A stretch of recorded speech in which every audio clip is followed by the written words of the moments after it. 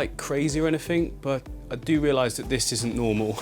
Now this all started about 3 years ago. I basically had a tank in my living room, it looked great, and I thought, well, I want to do something different than what I had, which was a load of fake plants. The usual way that people start, you know, and I thought, we can do better than this, so I just started looking online, and then I didn't even know you could get underwater plants, if I'm honest, at that point. But as soon as I started looking at some of the channels that had underwater plants, like George Farmer, The Green Machine, I think Green Aqua at the time as well, because they started around that sort of period, going on YouTube quite a bit, and ADA as well, all these amazing looking tanks. And at this point, I didn't even have fish. I had turtles. I had 2 turtles. They were red ear sliders, big old things they were, in my home aquarium, which I'd done sort of like half land, half water. It looked pretty cool. I don't think I've got any pictures of it actually, because I wasn't sort of documenting anything back then. Anyway, fast forward 3 years later, and I now rent out 2 office studios, and I've got about 50 fish tanks.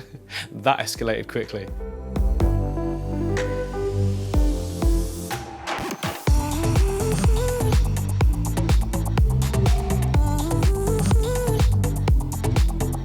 One of the cool things about this is that every single day there's something to do, sometimes more than others, sometimes huge things. There's always some kind of problem as well. Hopefully nothing too major that you can't fix, but normally there is something going on that requires attention.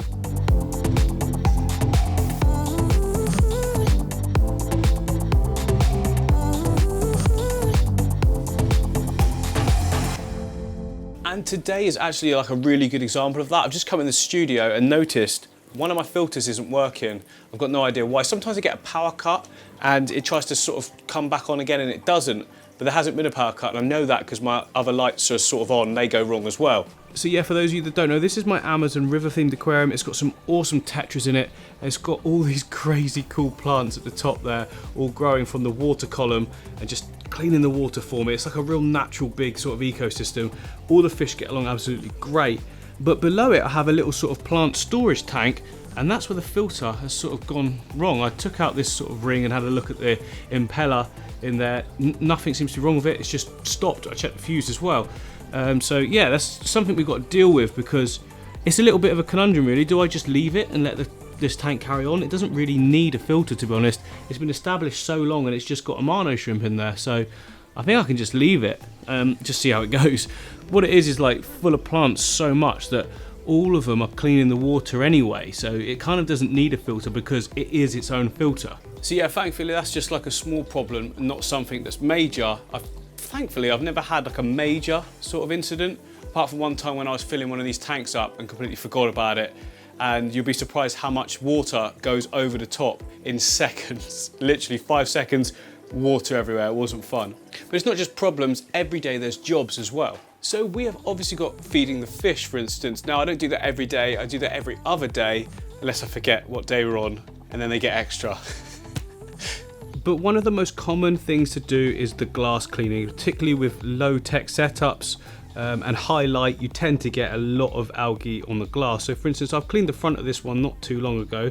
This is my mountainscape. And yeah, you can see on the side there's quite a lot of algae. We've got algae eaters, but you know, there's only so much they can handle. And this tank also needs a bit of a water top up. You can see I've lost quite a lot through evaporation. The fish are going crazy now because they think I'm going to feed them. That's always the way.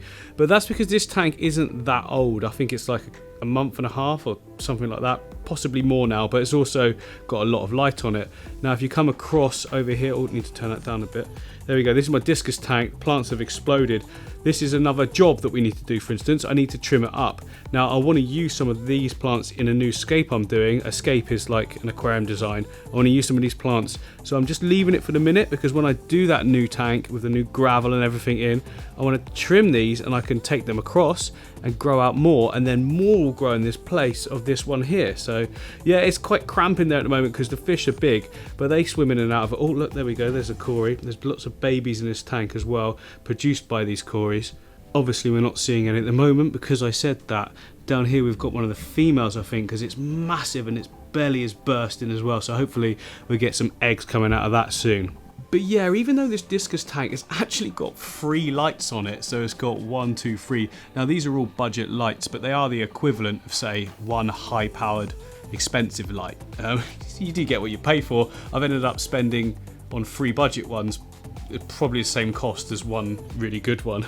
But yeah, it's so well established now and doing really, really well that I don't really get much on the glass. So if we look down here, look, sorry guys, can you just... No, you're not going to play ball, are you? You're not going to. The glass is pretty much clean. There's only a little bit on. Excuse me. Oh, this should be our chance. This could be our chance. Yeah, there's only a little bit on there, but yeah, it's hard to show you.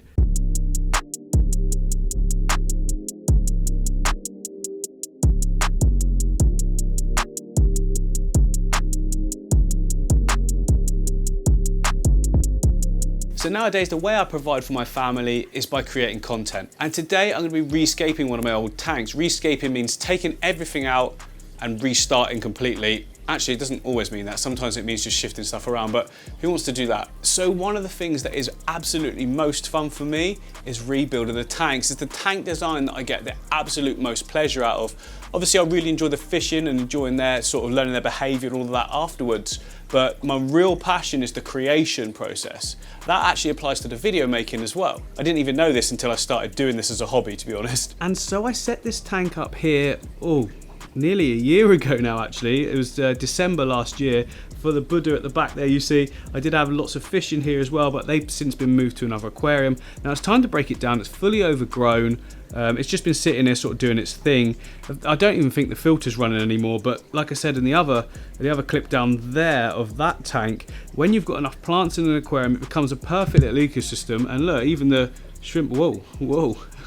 Yeah, it cleans itself effectively. I've not done anything to this in a very long time. So yeah, today's job, take everything out, get it all clean and ready to go for that new build. The build is going to be for those blue acaras I just showed you and fed. They're going to look so good in here. I've never kept these fish before, apart from like now in that sort of temporary tank, but this is going to be a nice big one for them to grow out in, hopefully breed in as well. Because yeah, at the moment, look, they're going to dart off. Come back. Come back. They're actually not scared of me anymore, but the camera, they can see the lens. There we go, look, so look, this is the male, I think. Look at his big head. So there's the male. I'll stay still so he's not so spooked. But yeah, you can see there that he's pretty small. He'll get way, way bigger than that as time goes by. He'll get like the size of my hand, won't he? Well, maybe not that big, but he'll get a lot bigger, put it that way. Oh, hello. They're all coming out now. They're all being brave. Look at the beautiful colours of these fish. Oh. A little bit of aggression, that's fine, that's normal. Pecking order. Yeah, so they're gonna look wicked in that new tank.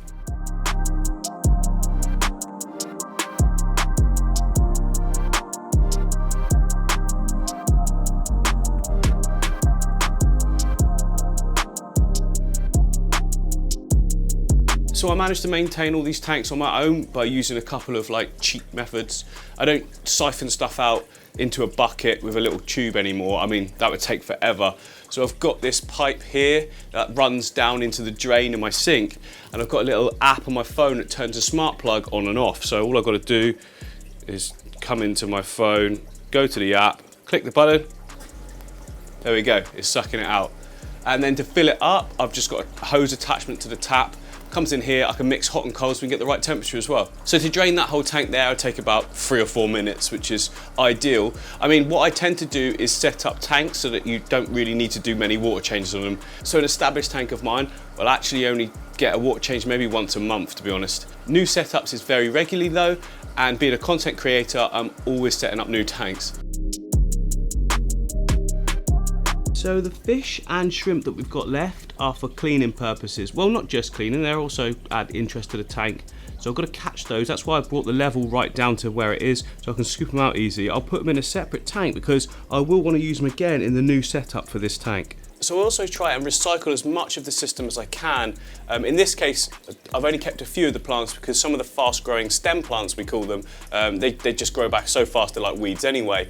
But the substrate system that's all at the bottom here, that'll all be reused. And when I built this, I separated it into different bags. So I've got soil in one, I've got sand in one, I've got gravel in one, so it builds up in layers that I can easily place in the new tank. This is really just things I've picked up along the way to help save time, but also reduce costs, wastage, that kind of thing.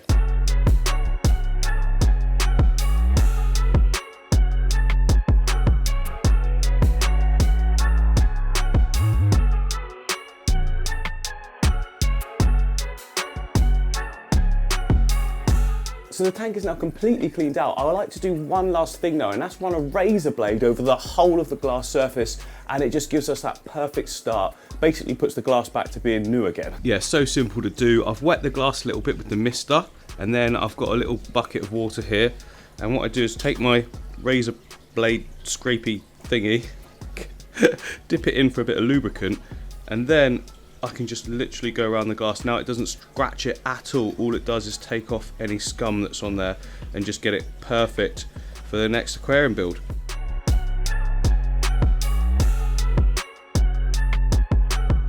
There we go, super clean, ready to start. This is actually one of the real exciting parts. Even though it's empty, always gives me sort of tingles.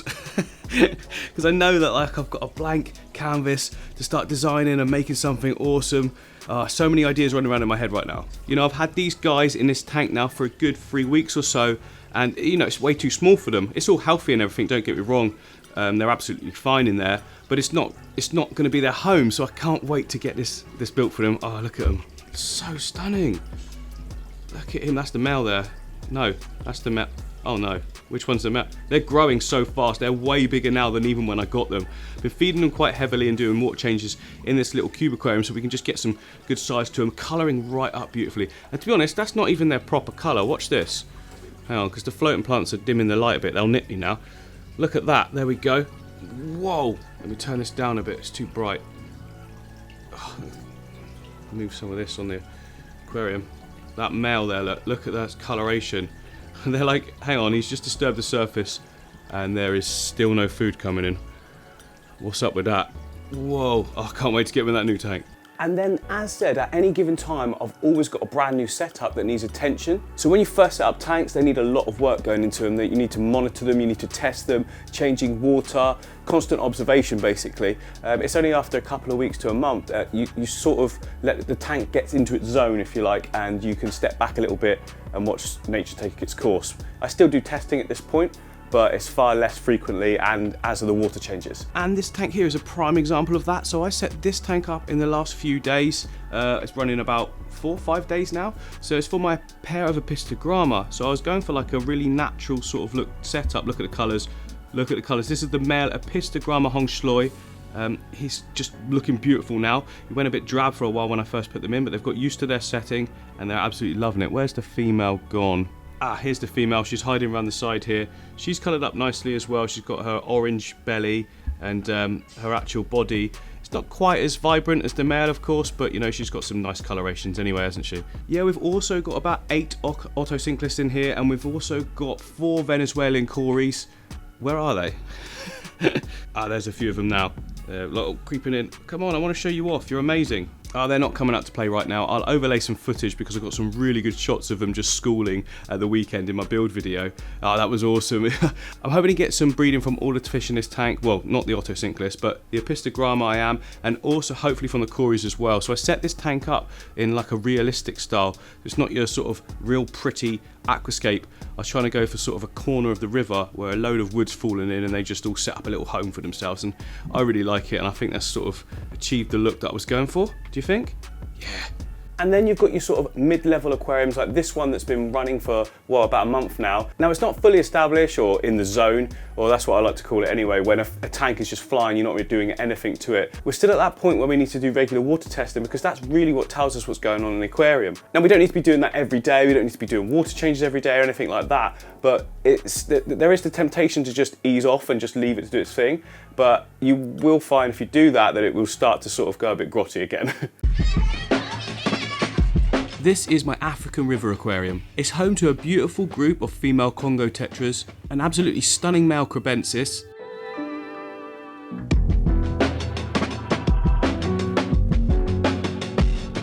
and a huge group of his offspring as well. We lost the mother sadly quite a while ago, but hopefully the bloodline lives on through these babies. There are also 6 Bristlenose Plecos in this tank. We've got 3 golden blue eyes and then 3 standard ones. And then there's a selection of absolutely beautiful plants.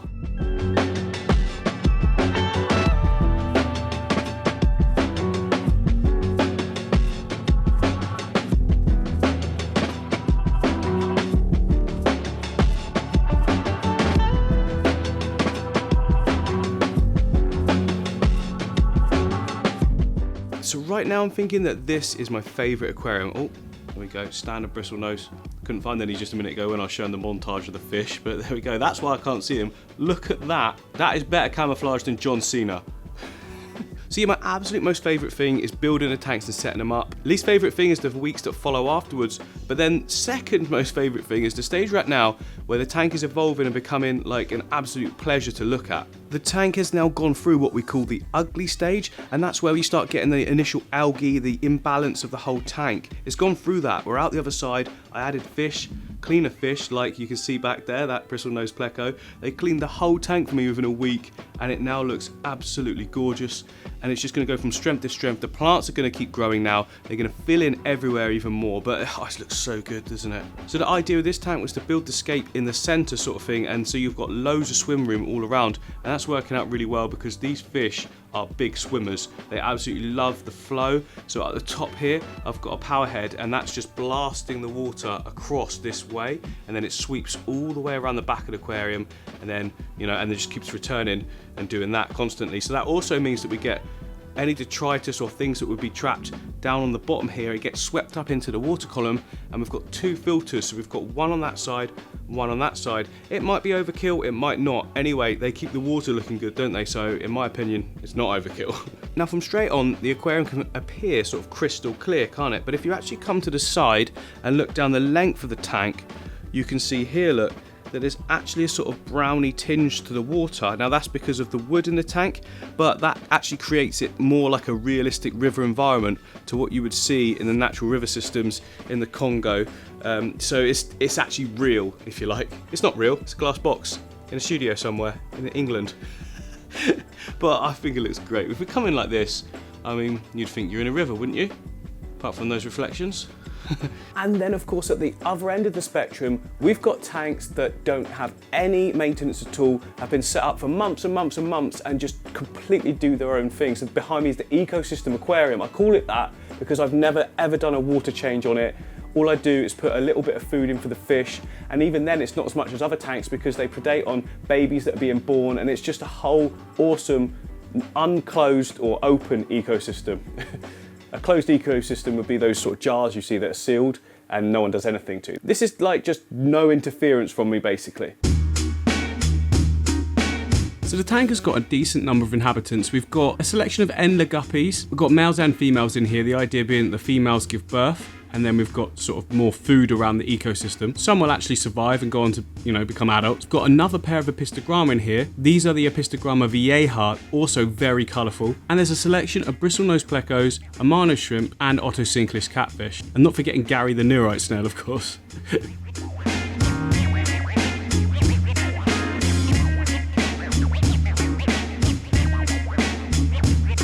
So yeah, as said, this tank has never ever had a water change. Apart from when I first set it up, I think I did one just to get the murkiness out, you know, after the initial putting in the sand. It's just a bit of dust in the water. But other than that, 7 months now, I think, no water change on this aquarium. So how do I get away with that? Well, first of all, there's that massive substrate system. So you can see at the front there's a little thin layer of sand. At the back, it's much, much higher and comes up to like halfway up the aquarium. Now this helps with biological filtration because we don't have any sort of external filter on this. All I've got is down here. Now the reflection is going to make it impossible, but look, I've got just like a tiny little filter, and that's mainly just blowing water around. So the other filtration, of course, is the plants themselves. They're going crazy in here. The whole point of this scape is just to let them sort of take over, so they're packed out in there and just purifying that water constantly. And also the floating plants, they're playing a big role. Now currently, they are massively covering the surface. I need to cut back on them and sort of take a big chunk out. So we'll do that now, and you'll actually see straight away there is way more light in the tank than it actually looks like at the moment. I've got it turned down, but hang on. I'll show you how I'm seeing it. Right, that is no, one more up. That is exactly how I currently see the tank, and it should be a lot brighter than that, to be honest.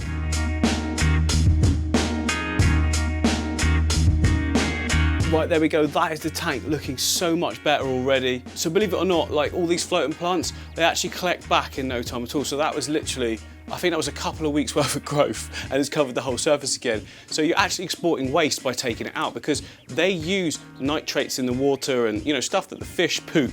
They're using that to grow with. So if you take them out of the water, you've effectively removed the poop. It's a kind of filtration in a way. You know, usually you take out your filter and you clean that, wouldn't you? Well, this is kind of that. And what I kind of like as well is that I forget how vibrant this tank is, because half the time it's just covered in these floating plants. And to be honest, that is kind of the key to the success of it all, is the floating plants. So I don't like to strip it out all the time and keep it always low. I like to let everything grow and build up. But as soon as I do take them out, look at the coloration on everything. It just looks so healthy, doesn't it?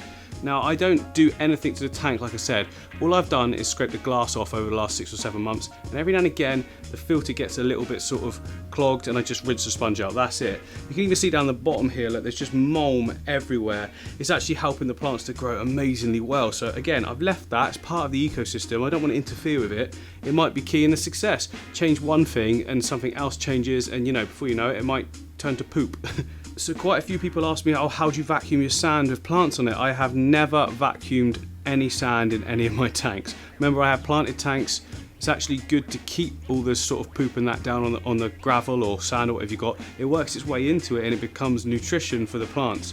If you've got like an African cichlid tank with just rocks and sand, yeah, obviously you've got to gravel vac it because it's not being used. None of the waste that's going into the gravel is being used. You've got to export it. In much the same way we're exporting the waste with the plants, you have to do it manually with non-planted tanks. And if I'm being honest with you, that's one of the main reasons I like planted tanks so much, is because I set them up, give them a little bit of help to start with, and then just let them do their own thing and just enjoy the evolution of them. If it wasn't for that aspect where I could just, you know, step back, I wouldn't be able to have this many tanks. I wouldn't be able to have 2 studios, probably wouldn't have a YouTube channel.